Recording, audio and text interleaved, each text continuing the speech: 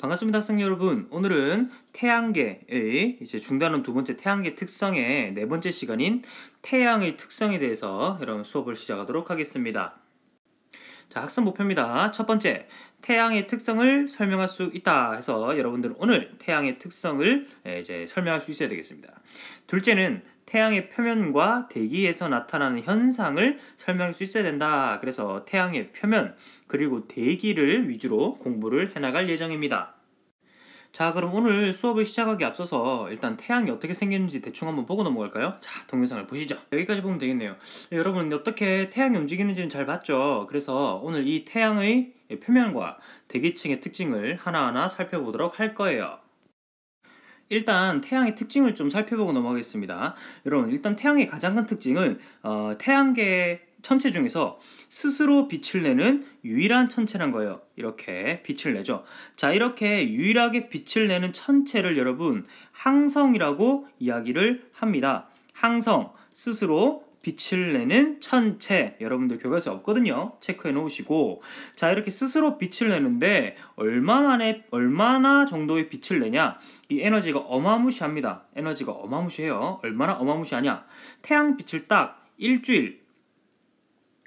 일주일만 비춰도 여러분 지구의 전체에 있는 석유, 석탄, 천연가스를 전부 다 합친 에너지보다도 큽니다, 여러분. 그 정도로 태양 에너지가 엄청나고 우리 생활의 많은 부분을 차지하고 있다는 건 여러분들 기억해 주시면 좋겠어요. 근데 이 항성이 태양만 있느냐? 사실 안 그래요. 우리 태양계 밖에는 수많은 항성, 다른 말로 별이라고 하는데 다른 별들이 있죠. 그런데 우리가 낮에 태양빛이 이렇게 들어오면은 다른 별들을 볼 수가 없어요. 그건 당연히 다른 별들은 수많이 떠 있지만 태양이 제일 가깝기 때문에 우리가 태양만 낮에는 볼 수 있는 거고 다른 별들은 볼 수가 없게 되는 거죠. 그리고 이런 태양이 얼마나 대단하냐 보시면 알겠지만 이제 태양과 지구를 좀 비교를 할까 해요. 일단 여러분 처음 비교할 거는 태양의 반지름과 지구 반지름입니다. 여러분, 태양의 반지름은 지구 반지름의 몇 배일까요? 무려 109배입니다. 지구가 일자로 109개가 있어야 태양만이 지는 거죠. 엄청납니다. 거기다가 지구의 질량이랑 태양의 질량이랑 비교를 했더니 태양의 질량은 지구 질량의 무려 33만 배입니다. 엄청나죠? 이렇게 질량이 엄청난 태양은 사실 태양계 전체 질량의 몇 퍼센트를 차지하고 있을까요? 교과서 보시면 저번에도 외웠겠지만 좀 더 많아요. 99.8%의 비율을 차지하는 태양계 대부분의 질량을 이 아이가 가지고 있는 거죠. 여러분, 이렇게 태양이 엄청납니다. 이제는 여러분 앞에서 얘기했듯이 태양의 표면부터 좀 살펴보도록 할게요. 일단 여러분들 이렇게 태양은 동그랗게 보이죠? 이렇게 누렇고 동그랗게 생긴 아이를 광구라고 이야기합니다. 광구는 태양의 표면을 의미하죠. 그리고 이러한 태양의 표면에는 두 가지 특징적인 모습이 나타납니다. 첫 번째 볼 것은 바로 쌀알무늬죠. 쌀알무늬. 여러분, 태양을 가까이서 관찰하시면 이렇게 자글자글한 이제 무늬가 관찰이 됩니다. 이걸 쌀알무늬라 그래요. 쌀알무늬. 태양 내부에서 일어나는 대류 현상. 여러분들 태양에서는 대류가 일어나거든요. 이러한 대류 현상에 의해 태양의 표면에서 발생하는 무늬. 그래서 밝은 부분은 여러분 고온의 기체가 상승하는 곳입니다, 여러분. 그래서 이렇게 밝아 보이는 부분 있죠? 이런 것들은 고온의 기체가 볼록볼록 올라오는 부분이다. 어두운 부분은 냉각된 기체가 하강하는 곳 해가지고 여러분들이 경계면에 어두운 부분 무엇이죠? 이런 것들이 이제 냉각된 기체가 내려가는 곳. 이래가지고 돌돌돌돌 도는 게 쌀알무늬다 라는 것들 여러분들 기억해 주시고요. 바로 여러분 흑점으로 갈게요. 흑점. 네, 흑점은 여러분들 잘 보셔야 돼요. 이게 쌀알무늬잖아요, 전부 다. 이 쌀알무늬 말고 이렇게 시꺼멓게 보이는 마치 여드름 같은 부분 있죠. 이런 것들을 흑점, 까만 점을 해서 흑점이라고 그래요. 흑점은 태양의 표면의 어두운 반점, 당연한 얘기고, 광구의 온도는 약 6000 켈빈입니다. 이 켈빈은 여러분들 온도의 다른 표현인데요. 도씨랑 거의 비슷해요. 도씨에다가 273만 더하면 되거든요. 이건 여러분들 수업 시간에 이제 자세히 설명해 줄 거고, 이러한 광구의 온도는 하여튼 약 6000 켈빈 정도로 엄청 높다. 그런데 흑점의 온도는 여러분 4000 켈빈 정도로서 약 2000 켈빈이 낮아요.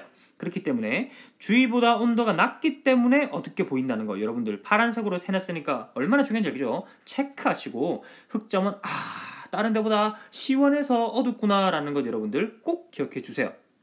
그리고 이 흑점은 수명이 있어요, 여러분. 수명. 왜냐면 흑점이 생겼다 없어졌다 해요. 왜냐면 한 번씩 차가워졌다가 다시 뜨거워졌다가 이제 대류 현상으로 인해서 반복되니까. 이렇게 이러한 흑점은 수명이 하루도 될 수 있고 수개월도 될 수 있고 여러분 다양하다. 그래서 흑점은 마치 우리 여드름같이 생겼다가 없어졌다가 할 수도 있고, 이를 인해 있었다가 수개월로 버텼다가 할 수도 있어요.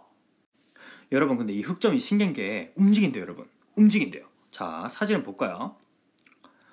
보시면 알겠지만 여러분, 흑점이 여러분 원래 이쯤 있었어요. 그런데 점점 어디로 움직입니까? 그렇죠. 점점 서쪽으로 이동하는 걸 볼 수 있어요. 그래서 이게 신기하다라고 과학자들이 한번 계속 쳐다봤답니다. 그 결과 과학자들이 알아낸 사실은 바로 태양이 위도에 따라 이제 흑점이 움직이는 속도가 다르다는 거죠. 먼저 태양의 고위도 지방, 즉 극지방에서는 흑점의 이동 속도가 느렸대요. 그리고 적도 지방, 즉 저위도 지방에서 흑점 이동 속도는 빨랐다는 거죠. 빠르다. 이걸 통해 알 수 있는 사실은 태양의 자전 속도입니다. 태양이 자전을 하긴 하는데 고위도 지방에서는 자전 속도가 느리므로 자전 주기가 길죠. 그런데 이러한 적도 지방, 즉 저위도 지방에서는 자전 속도가 느리기 때문에 주기가 짧아지게 되는 현상이 일어납니다. 여러분, 그러면 고위도에서는 자전 속도가 빠르고, 고위도에서는 자전 속도가 느리고, 그다음에 저위도 지방에서는 자전 속도가 빨라. 이렇게 속도의 차이가 나면은 적어도 태양은 어떤 상태인가 알 수 있습니까? 고체 상태는 아니라는 거죠. 아시겠습니까? 태양은 고체 상태는 아니라는 것, 이것을 여러분 흑점의 이동으로 파악할 수 있었던 거죠. 그 다음에 신기하게도 여러분 흑점의 개수도 재알려봤어요. 사람들이 흑점의 개수도 하나 둘 셋 넷 셋 봤더니 이러한 그래프가 아름답게 나타납니다, 여러분. 보시면 알겠지만 흑점이 신기하게도 작아졌다 많아졌다 작아졌다 많아졌다 계속해서 반복해서 일어나고요. 이러한 평균 흑점의 최대 주기가 신기하게도 딱 정해져 있더라. 여러분 교과서에 적혀있죠? 몇 년? 바로 외우기도 좋은 11년 동안 여러분 주기적으로 흑점이 최고로 많아졌다가 작아졌다가 하는 것도 과학자들이 밝혀냈습니다. 이러한 태양의 표면의 특징들도 여러분 잘 정리해 놓으시고, 다음은 태양의 이제 대기 성분에 대해서 알아보도록 하죠. 사실 태양에도 대기 성분이 존재하긴 하는데 여러분 이 대기 성분이 굉장히 희박해요. 그래서 지구에서는 그 광구의 빛 때문에 사실 보기가 힘들지만 한 번씩 이제 개기 일식이나 이럴 때 그 대기를 관찰할 수 있거든요. 그 결과를 한번 소개시켜주고, 태양의 대기는 크게 체층과 코로나로 구분할 수 있답니다. 그래서 구분해서 하나씩 알아보도록 하죠. 먼저 1단계인 체층을 한번 살펴봅시다. 여러분 교과서 그림 여기 있죠? 살펴봅시다. 쫙. 자, 체층은 여러분들 보시기에 아름답죠? 태양 대기 아랫부분에 위치하는 얇은 대기층입니다. 그래서 빨간 요런 것들, 개기일식이 시작되거나 끝날 때 잠깐 볼 수 있어서 여러분들 잘 관찰이 힘들다는 것도 기억해 주시고요. 그 다음에 상부 대기층인 코로나는 바로 여기 있죠. 코로나. 여러분들 착각하시는데 이 까만 게 코로나가 아니고요. 이 까만 거 위에 있는 은색깔이 코로나입니다, 여러분. 자, 코로나. 태양 반지름보다 높은 곳까지 엄청나게 뻗죠. 그래서 뻗어있는 태양의 최상부 제일 꼭대기 대기층이다. 대기가 희박합니다. 아주 희박한데 온도가 몇 켈빈? 무려 100만 켈빈입니다. 사실 엄청나게 높죠. 그래서 대부분의 열이 여기 있다고 보셔도 돼요. 흑점 수가 많은 시기에 커지고 적은 시기에는 작아지니까 그럼 몇 년마다 한 번씩 제일 커질까요? 그렇죠. 11년마다 커집니다. 그리고 태양의 대기에서 이제 특징적으로 가끔씩 일어나는 현상들이 두 개가 있는데, 사실 저는 태양 쪽의 용어들을 굉장히 좋아해요. 중이병스럽고 멋있잖아요. 뭐 코로나 멋있지 않습니까? 하지만 특히 이 둘이 너무 좋아합니다, 제가. 플레어와 홍염입니다. 여러분 이름 멋있죠? 플레어랑 홍염. 특히 플레어는 정말 멋있는 것 같아요. 그래서 홍염부터 알아보도록 합시다. 자, 그래서 먼저 홍염, 여기 보이시는 여러분 태양을 뚫고 나오는 갑자기 불기둥 확 솟아는 불기둥 멋있죠? 이걸 홍염이라고 해요.